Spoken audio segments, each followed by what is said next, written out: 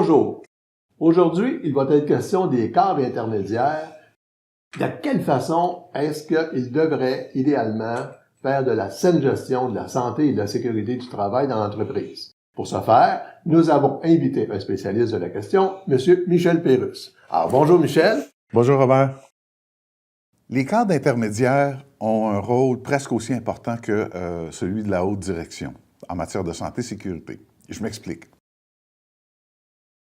Une fois que la haute direction a lancé des orientations, a déterminé des objectifs, a assigné des responsabilités, délégué des ressources, il faut maintenant que quelqu'un fasse arriver ça.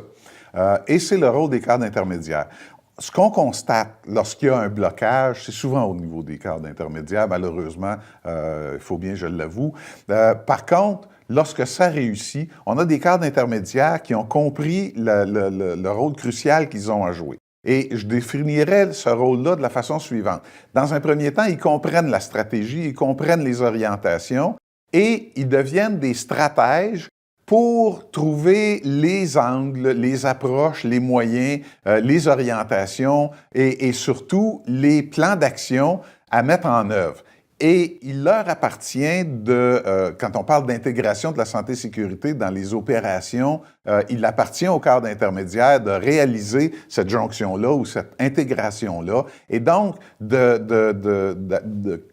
d'attribuer à la santé et sécurité l'importance relative qui lui appartient parmi les autres priorités de l'organisation.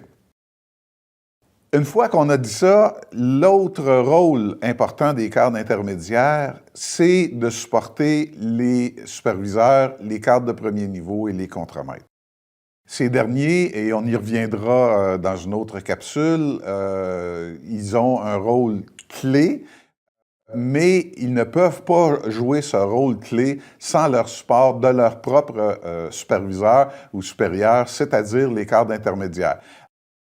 La fonction principale dans ce domaine, c'est de s'assurer que les superviseurs jouent leur rôle comme on veut qu'ils le jouent. Et si on s'attend à ce que les superviseurs jouent un rôle de coach, on veut donc les diriger de la même façon qu'on veut qu'ils dirigent leurs employés, c'est-à-dire d'appliquer au superviseur le même style de gestion que le superviseur va appliquer à ses propres employés. Donc, il y a un certain apprentissage. C'est pas tout de dire les superviseurs devraient se comporter de telle ou telle façon, devraient agir de telle ou telle façon, devraient gérer la santé et sécurité de telle ou telle façon. On doit, d'une part, leur montrer comment le faire et les gérer de la façon dont on veut qu'ils gèrent.